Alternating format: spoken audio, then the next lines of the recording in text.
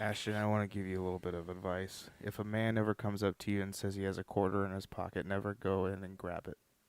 Why are you telling me this? You want a quarter? Roll the intro.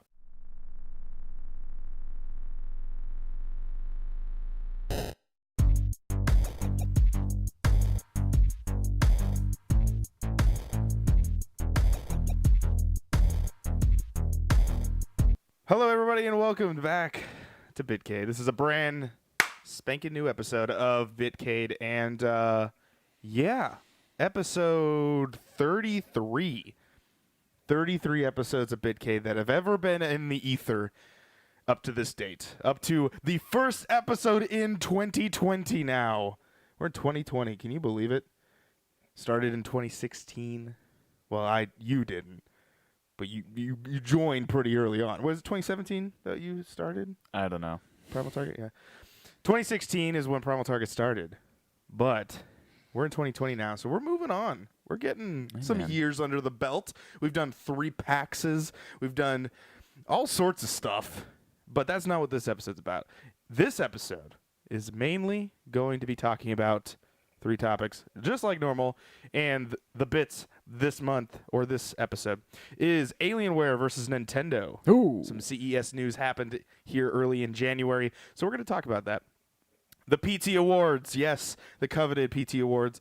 We reach out, a lot of news outlets reach out to us to really get that in there, but we decided to push it, prolong it, make your mouth salivate for the substance that is the PT Awards, but we'll get to that later on. Okay. And then we will be talking about Game of the Decade, and we'll explain all of that later on. But first, our first topic is going to be Alienware versus Nintendo. Ashton, why don't you introduce what's going on in this first bit? So at CES, I don't know the exact date when that was. It was this last week. Just this CES last week. date? Do you know the exact date of CES? It's always the first week of January.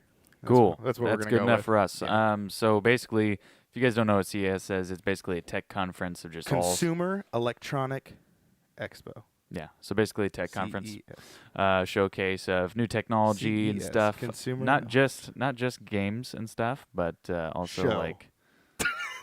It's a Consumer Electronic Show. Anyway, Sorry, it's an expo for tech, yes, not specific to games, but Yes. can involve games, and consoles and shit. So Alienware, they announced that they are working on basically their version of a Nintendo Switch, but it's Yeah. basically going to be a mini PC. So you're able to use all that Windows libraries that there are, like Origin, Steam, etc. So it's looking pretty interesting. You know, they showed off their prototype of kind of what it's capable of at the moment, but no news on like a release date, or I guess really what they're planning to do with it. Yeah, it's right now the name that they're going with is the Alienware UFO. It's like the UFO is the sort of the name that they're going to keep going with, the project name, Project UFO. And like you were saying, it's just mainly a prototype. And I think that it's maybe a little bit, because a lot of people are relating this to the Nintendo Switch, which is where Nintendo kind of steps in here. And there's actually rumor that Nintendo, after this announcement, is now stepping up and maybe trying to put out this upgraded version of the Nintendo Switch, more of a Switch 1.5 that we were talking about last year, sooner rather than later, since Alienware's Which announcement. is really interesting to see if that is true. Let's say it is true. We don't know, but let's say it is for the sake of argument. It's really interesting is that they have never really tried to compete with anybody on any level. They just always have done their own thing. No one's ever attacked them, right? Really, this seems more of a the fact that now Nintendo's just having like to play thing. a little defense now. Yeah. Now someone's coming up on their territory. Yeah, They're like, we were the hybrid console. Now these fucks are trying to come in here and fuck up our shit. Yeah, which is good. That's great. Now we got to reiterate: this is a prototype, not a thing coming out later this year. This probably wouldn't. Yeah, probably not for a couple of years. I don't think. Probably not, but I mean, there's. I was reading the Forbes article about this specific thing is where I got most of all the information that I know. But I guess it does make sense if this is what's going to happen, since all of the attention got pulled over to Alienware this year, because that was mainly the thing. It was the dumb PlayStation logo that got revealed, Oh my and a God. Sony car. That was mainly like the big three things that came out of CES that everyone kind of talked about. But Alienware's thing was light years ahead of these other things in the sense of being rumored, milled, and talked about. Yeah. But yeah, What are the rumored specs or the specs that they're trying to reach? So- I guess. So there's no date and there's no price point yet. So we're getting those right out of the gate. I know I've been looking and trying to find if there is that kind of stuff. There isn't. There's no date, no price of something that like this would cost. Has detachable controllers, which is where a lot of people are driving this whole Switch shape. It looks like a Switch, talks like a Switch, not shit. It has the shit. It don't look like the shit though. No, it almost looks like like a polygonal version of a Switch. Yeah, the screen is a little weird shaped. Yeah. Which, talking about the screen, 1200p is the resolution that they're going to aim Yeah, for. kind of a weird one because it's not a 16:9. It's angled, isn't it? It's more like Yeah, that, and also it's just like, it's more like a hexagon. yeah, but I mean, there was, 900p was something that's been kicked around as well. So resolutions kind of like vary now. I think it's more of what people now worry about is it at least HD? This would qualify in the HD realm. What are the frame rates is also another question that a lot of people start to know, especially that PC community. 30 to 50 frames is what they were clocking in at when they were playing like Mortal Kombat and F1 2020 or 2019 they were playing. They were playing a couple different games. There's a whole, articles written about all the games that were there demoed. Which is weird. I'm assuming that's what they're getting right now with the Yes, prototype, yes. not what they're going to be shooting for. Correct? Probably, because probably. right now the Switch already beats it out with frame rate for first-party titles is 60 frames. I don't know if that's at 1080. It might But be it's not at 720, 1080p. 60. Yeah, the Switch does not allow you to do 1080p Unless on the it's screen. docked. Yeah.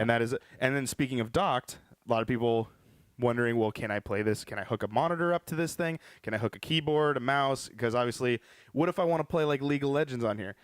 Supposedly, you can do that because this is running, like you were just saying, running all of the Origin and the Steams and the things like that. But it is a fully Windows 10 operating system. Yeah. It doesn't. So theoretically, in a perfect world, you should be able to download games that require you to do PC or like mouse and keyboard, or if your preference to that. And they do say that you can do that. You just connect it by USB-C is how it works. I'm assuming they didn't say there is an HDMI port on it, but there is like you are able to do that. So I don't know if that all runs through the USB-C. That might be what it is. So you know how the Nintendo Switch has the little kickstand? Yes. This also does that. But instead of the kickstand being this little flimsy thing, they do it really weird. So I'm gonna show it on the video. So if you're listening to the audio version of this, I'll let you explain this because I don't know really how to explain this. So let's say this notebook is the device, right? You're holding it like I'm facing it to you. So the way that the thing works is you actually like so like this is the front of it. You take it and you pull it like this, and it sits like that. So it would sit kind of like this. What? Yeah, What do you mean? it doesn't go like this is the kickstand, like a bridge, like an A. It like kicks it out from beneath it to do So like it this. sits on way. itself? Yes, so it sits like that. It sits like that. Does it have like prongs connecting it here though? No, No. it's like a mesh sort of weird design of it, but it sits kind of like Oh, interesting. like if you were like one of those Ultrabooks that you flip, it kind of sits like that. So yeah, that's kind of weird. Yeah, that's their whole. Is that kind of how like the design. Surface Pro does their thing? The Surface Pro doesn't do that. It has a kickstand. Oh, it has a kickstand. Yeah, it has a little So TP tent. it's kind of like the best way I can explain it is think of like for those of you who are familiar with like the Elgato Stream Deck, where it has its own dock, but it like folds back, and then it has prongs that it lays on, so it's kind of supporting. You get to choose which level it's at, but instead of those prongs, they just don't exist. Yeah, There's it just like no supports prongs. itself. It just supports itself. I really don't know how else to. I mean, obviously you're going to see the image of the UFO on here, but other than like when it's actually laying out, it does do what the Switch does. It just has a unique way of doing it, That's weird. of propping itself up.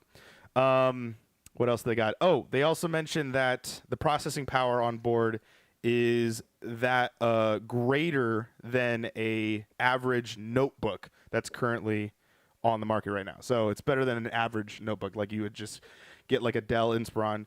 Dell Inspirons are notebooks, right? Correct. Yeah.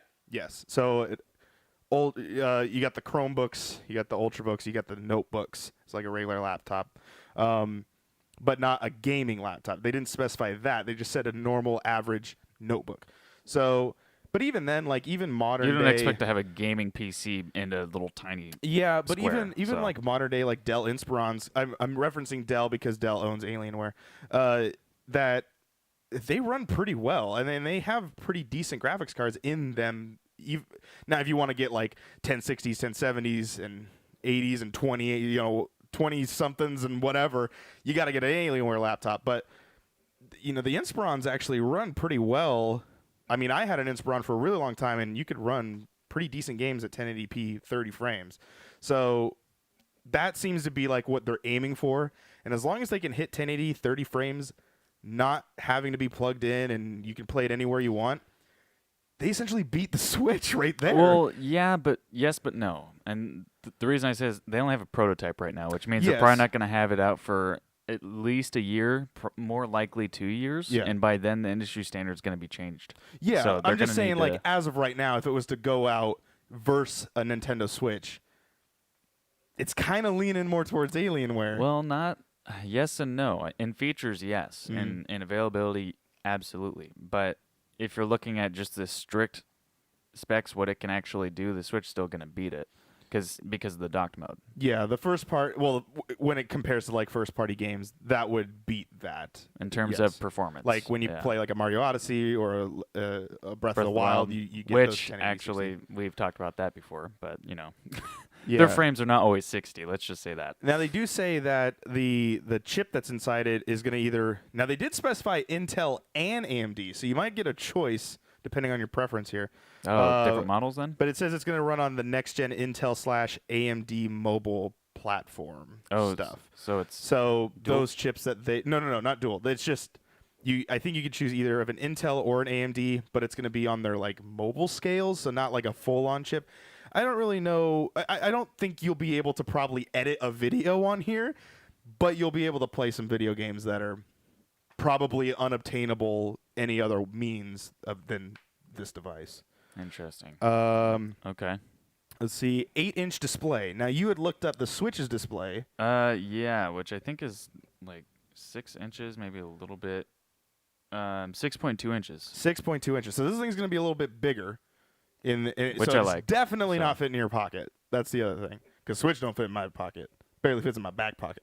So that's the other deal. Shouldn't be having your Switch in a pocket anyway. No. Sometimes you gotta throw it in the back though. Throw it in the bag. Let's see here. It does have an onboard battery, and it does run Bluetooth. And then kickstand that folds underneath it. Full Windows 10, runs Steam and other PC libraries like you were saying. But that's pretty much the main gist of it. What do you think of it so far? Let's not compare it to the Switch for right now. What do you think of it so far? If all sunshine and rainbows, this thing actually came out tomorrow. I mean, it's industry standard.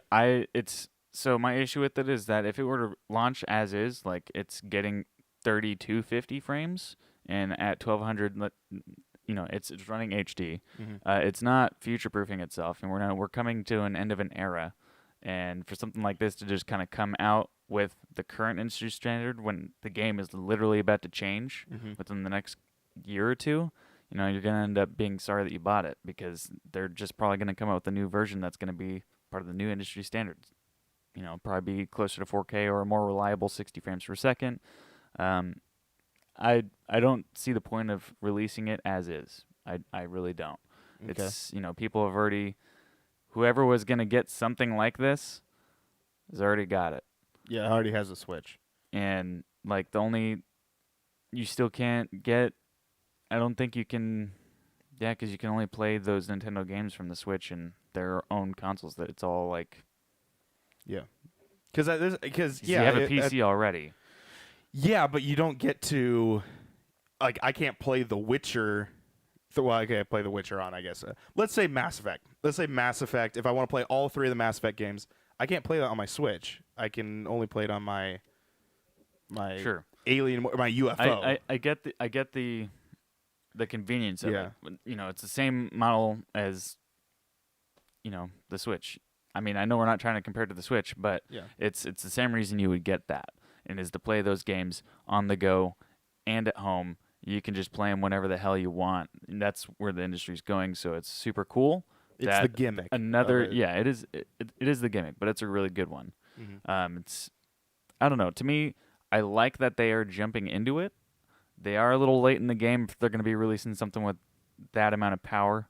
They need to release something a little bit better. I understand it's prototype. I'm not shitting on it. I want them to be really, really good so it pushes.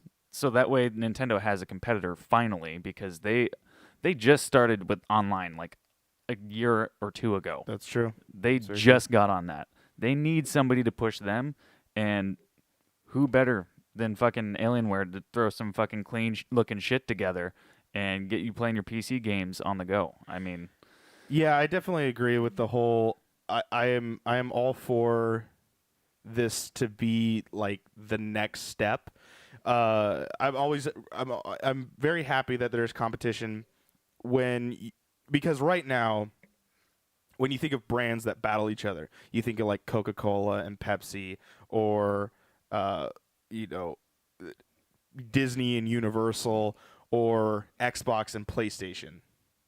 And I guess Nintendo. Like, it kind of doesn't get in there. Nintendo is kind of its own PlayStation thing. versus Xbox. It's people that have Switches have one of the other console, or if not all three. So the fact that Alienware is deciding that they're going to choose to do this, apparently they've been working on this for years. And the fact that the Switch came out the way that it looks is just ironic, or not really ironic. It's what's the word for it?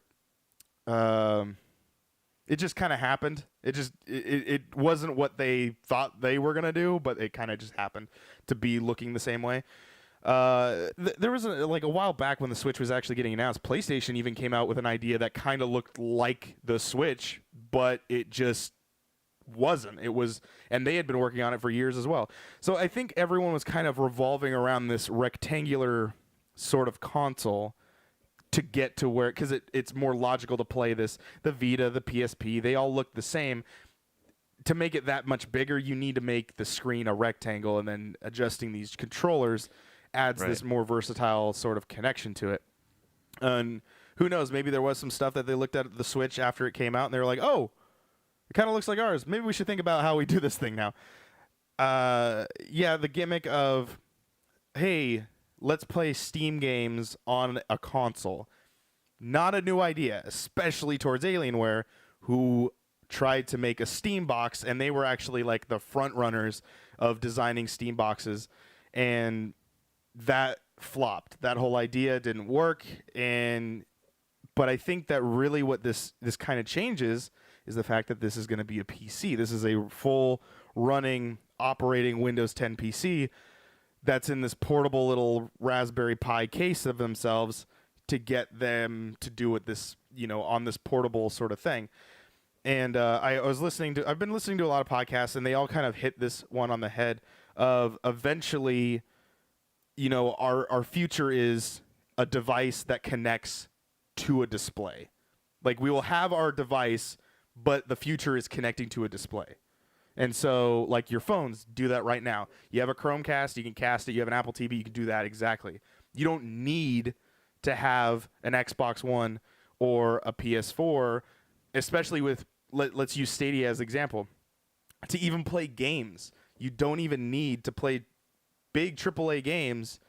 You don't need a console anymore. Like, that's kind of where we're stepping. And now, me goofing around with the Stadia for the last 2 months and whatever, it works. It does legitimately work. And that's a whole topic we can talk about later. But the fact that Alienware is going to step in, try to do a device that does do this, I think going back to what you're saying, yes, it helps this growing pattern, just like how we talked about a couple episodes with Mixer and Twitch.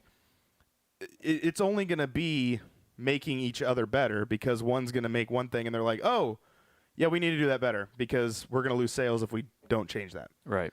So I don't know. Like, one thing that does get me is in the prototype, I get how, their aesthetic is kind of more like angular and kind of I think compact. the screen's going to be a rectangle eventually, but Yeah. yes, it does look. But it has this weird black bar that kind of makes. I was it look, more going to be talking about like the controllers. Oh, okay. I would want. They look so like for pizza me, slices. For me, It's like a weird. when I hold a Joy-Con, and we've talked about this before, I got big hands. It's difficult to get used to. You can do it, but it's made for people with small hands. Not our highest rated controller Yes. of last episode. So what I would be looking for, what would be a crazy game changer for me, is make it, if you want someone that's, because it's targeting people who primarily play on console but also want to play on the go. That's what it is. So they should make it feel more like a controller. So they'll come off and they'll kind of come out oblong. Yep. And whatnot. They do connect to like how the Nintendo Switch has that dog controller, which I call the dog controller. It's a cheap plastic thing they give you when you buy a console. The UFO does have that as well. It's just different. What I'm saying though is you should have it to where the handles are actually on the controllers themselves. You don't have to place it on something else to play it. You could free hold it like you're holding like one side of an Xbox controller, for example. Something that grips that you can actually get your hand around instead of something flat that you're just kind of like, yeah. Or like, yeah, I can see that. I want to grip something where it's like a rounder sort of shape, something that forms to your hand better. Yeah, because that's the real draw of how that unfortunately doesn't work so well is it connecting on. Oh, that was another thing. Because I was trying to remember what this is. On there. It snaps in place. So like there's like more of a snap into it, not like a slide, like a click click. It more of like kind of clicks, like it kind of snaps into it. Is what they kept saying. I don't know. I didn't hear really audio whenever videos were being talked about in the UFO, but yeah, I mean, you would have to essentially design the controller with this like grippy thing to be able to be pulled off, slid into other accessories with those things. So you would be able to not have accessories, which is not bad. I'm not saying it's bad. I'm just saying it eliminates this whole like, how with the Switch, the Switch is able to do these weird games that allow you to do like what's that not Wii Fit, but the action one where you like put the band around your leg, and then you have like the weird tire thing.